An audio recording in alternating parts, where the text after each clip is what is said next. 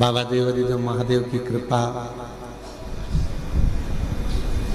दुनिया के लोग कार्तिक के महीने में कुबेरेश्वर धाम आकर 5 दिया लगाते हैं और आपको तो 5 दिए का फल 5 दिन की शिव महापुराण के रूप में प्राप्त होता है।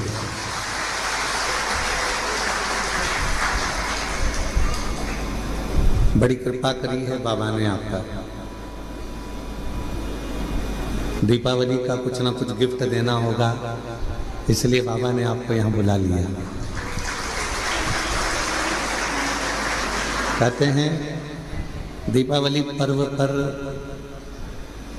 सारी कंपनियां कुछ ना कुछ देती है?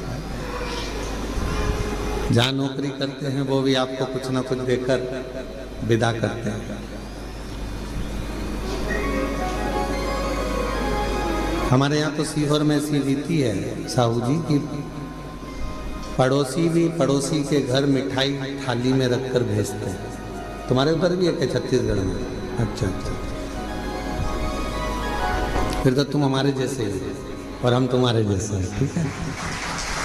छत्तीसगढ़िया सबले बढ़िया।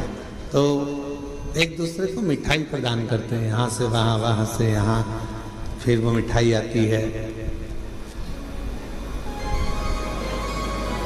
उस थाली में से देखते हैं कौन सी चीज़ जोरदार बनी है, फिर उसको निकाल लेते हैं, खा लेते हैं।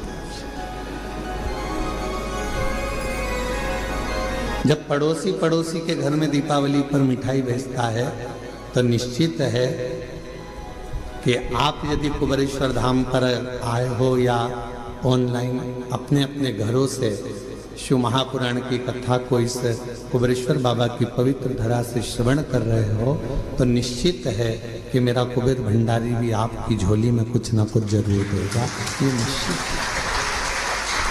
है। और मैंने तेरे ही भरोसे बाबा, तेरे ही भरोसे हवा बिछ उड़ती जागी बाबा, डोल है तो छड़ी नाम कटी जागी। भोले मैं तेरी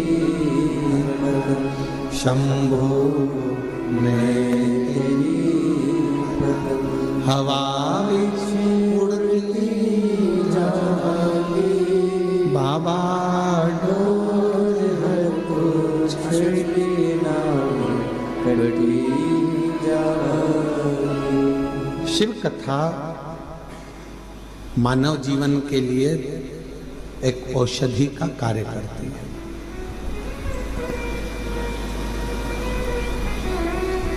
व्यर्थ का खर्चा और व्यर्थ की चर्चा,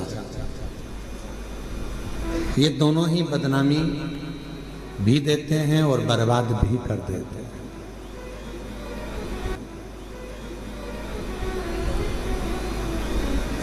आप किसी की व्यर्थ चर्चा करते रहो तो लोग आपको बदनामी का ठीकरा दे देंगे, इसके पास तो कोई काम नहीं है, निंदा में ही लगा रहता है, निंदा में ही लगी रहती है।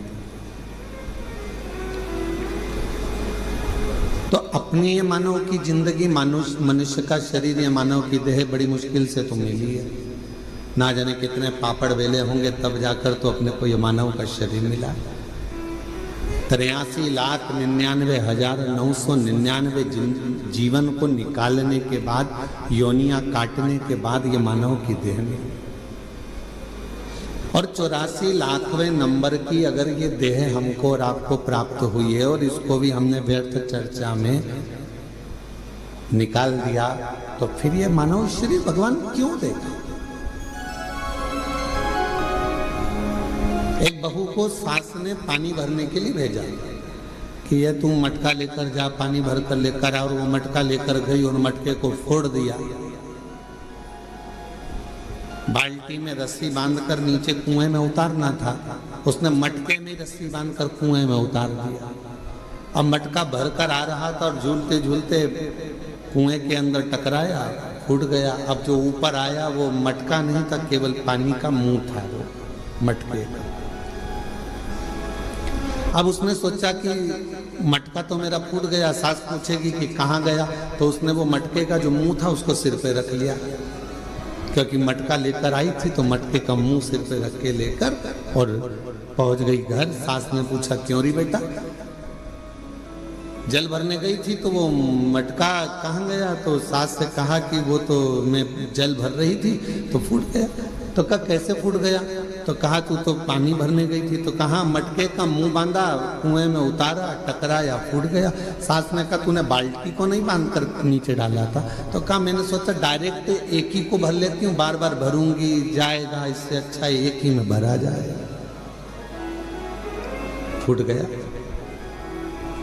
सास ने कहा चल अगली बार तू अच्छे से संभल के लेकर आना। दूसरी बार फिर भेजा उसको। अब की बार लेकर चली थी तो लेते लेते जब पानी भर कर लेकर आ रही थी तो उसके सिर में चल गई खुजाल। अब सिर पे जो मटका रखा था तो उसने कहा ये मटके को पड़ोसन को दे दूं। पड़ोसन बड़ी वृद्ध थी, संभला नहीं, मटका नीचे गिर गया, टुकड़े टुकड़े लेकर वापिस आ गया। अब जब टुकड़े टुकड़े लेकर वापिस आई और टुकड़े टुकड़े लेकर जब वापिस पहुंची, फिर सास ने पूछा क्यों मटका कहाँ गया? वो तो ये टुकड़े टुकड़े हो गए, फूट गए। अब आपसे हम पूछें, छत्तीसगढ़ की जीजियों और जितने भी मेरे जीजा हुन बैठे हैं, जगह जगह से आए हुए जीजिए जीजा बैठे, आपसे हम पूछें कि ईमानदारी से बोलो, एक बार मटका तोड़ दिया, 2 बार तोड़ दिया, 3 बार तोड़ दिया, 4 बार तोड़ दिया, फिर 5वीं बार सास तुम्हें पानी भरने भेजेगी क्या? जम के तो बोलो जरा, नहीं भेजेगी। क्यों? सास को मालूम है मैं मटका देकर भेजूंगी और ये तोड़ देगी, हर बार नुकसान करेगी। इससे अच्छा है कि मैं पानी खुद भर लाऊंगी या दूसरे से भरवा लूंगी और इसको नहीं भेजूंगी। बस परमात्मा भी यही सोचता है, एक बार देह दी, मानव का शरीर दिया, इसने भजन नहीं किया। दूसरी बार मानव का शरीर दिया, इसने भजन नहीं किया। तीसरी बार फिर मानव का शरीर दिया, इसने भजन नहीं किया। तो चौथी बार परमात्मा तुम्हें मानव बना के भेजेगा। जब जब मनुष्य का शरीर पाया, दिन भर इधर की चर्चा, उधर की चर्चा, इधर की बात, उधर की बात, तो अगली बार भगवान ने सोच लिया कि इसको मानव बनाकर नहीं भेजना, मेंढक बनाकर भेज देना। जब व्यर्थ की ही चर्चा करता है, व्यर्थ की ही चर्चा में लगा रहता है, तो फिर इसको मानव का देह क्यों मिला?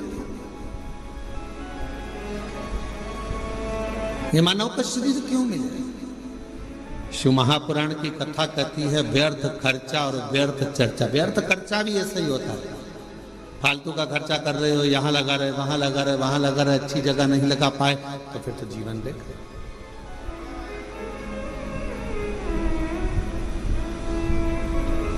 और मिलती है शिव नाम की, ये दामोदर मास, ये कार्तिक का महीना मिला है और प्रभु कृपा से आप और हम भगवान शंकर की पवित्र चर्चा करने के लिए, शिव चर्चा करने के लिए, शिव उपासना करने के लिए, शिव नाम लेने के लिए, ये कार्तिक के महीने में बैठकर भगवत भजन करने के लिए अपन यहाँ आए, भगवान शंकर की चर्चा करने के लिए अपन आए, शिव नाम लेने के लिए अपन आए।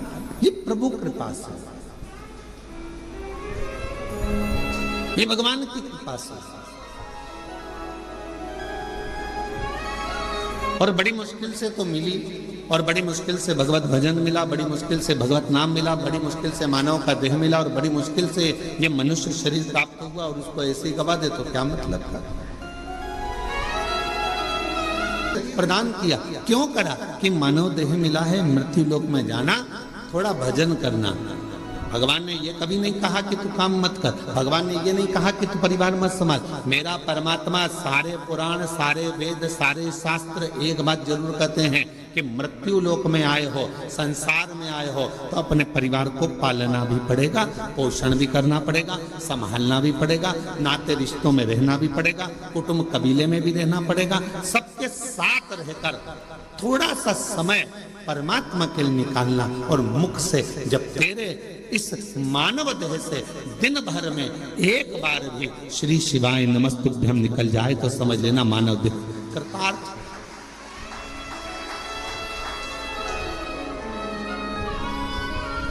ये मानव देह श्रेष्ठ है।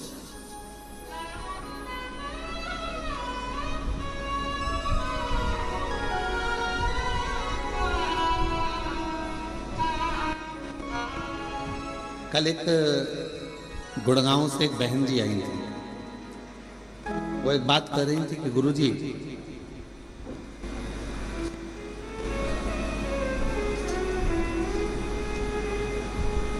मैं जहां रहती हूं उस गांव, उस सोसाइटी से शिवजी का मंदिर कम से कम 3 किलोमीटर दूर है।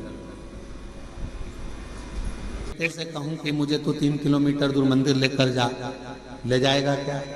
अरे बोलो तो जम के। मैं अपने पति से कहूं कि तू 3 किलोमीटर दूर मुझे मंदिर लेकर चल, रोज रोज ले जाएगा क्या?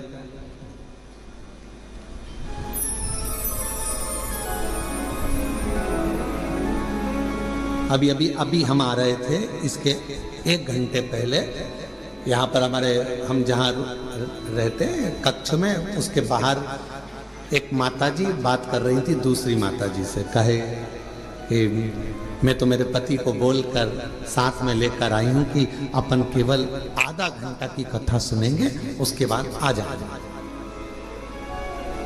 हम कल से आए हैं और कल हमारा पति यहाँ आया और कहने लगा चल अपन यहाँ से फिर चलते हैं, चल चल चल। और उसने रात की जो आरती करी शाम की प्रदोष काल की, उसके बाद हमारा पति हमसे बोला अब तो पूरी 5 दिन की सुन के ही जाए।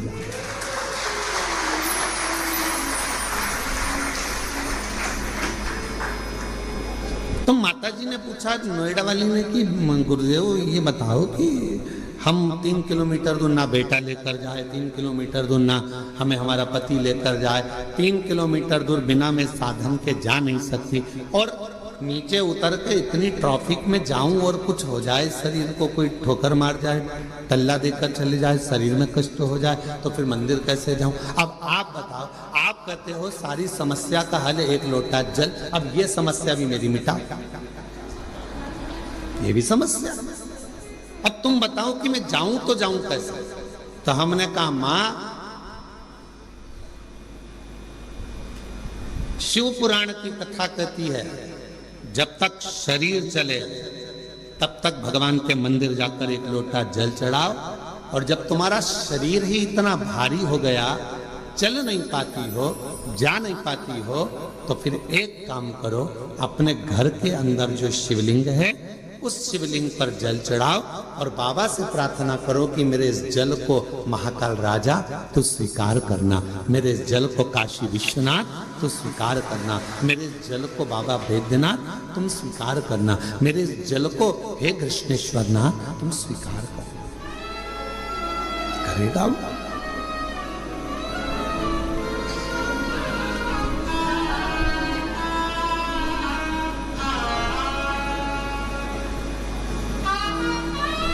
स्वीकार करे।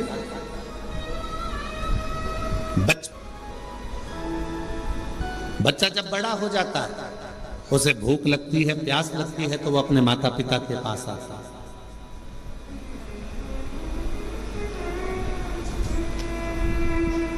शिव महापुराण की कथा कहती है जब शरीर में कष्ट है, रोग समाहित हो गया, पूरा शरीर शिथिल हो गया, आप मंदिर नहीं जा सकते, तो एक काम करो, घर में जो शिवलिंग है उस पे जल चढ़ाकर आचमन करो, और अगर इतना भी नहीं चल सकते हो तो पलंग पर भी अगर पड़े हुए हो तो मानसिक पूजन करो। आज मैंने भोलेनाथ जी को जल चढ़ा दिया है, बाबा मैंने जल चढ़ा दिया, बाबा मैंने आचमन कर लिया। पलंग पर पड़े हो, शरीर नहीं चल पा रहा, आप अपने कमरे से निकल भी नहीं पा रहे हो, कहीं जा भी नहीं पा रहे हो, तो भी उस शिव को याद करो, उसका भजन करो, उसका स्मरण करो। तुम नहीं जा सकते तो क्या हुआ, तुम्हारे भक्ति के बल से एक दिन कुबेरेश्वर बाबा तुम्हारे दरवाजे तक जरूर पहुंचेगा, तुम्हारे घर तक जरूर पहुंचेगा। आप जाओ उस तक।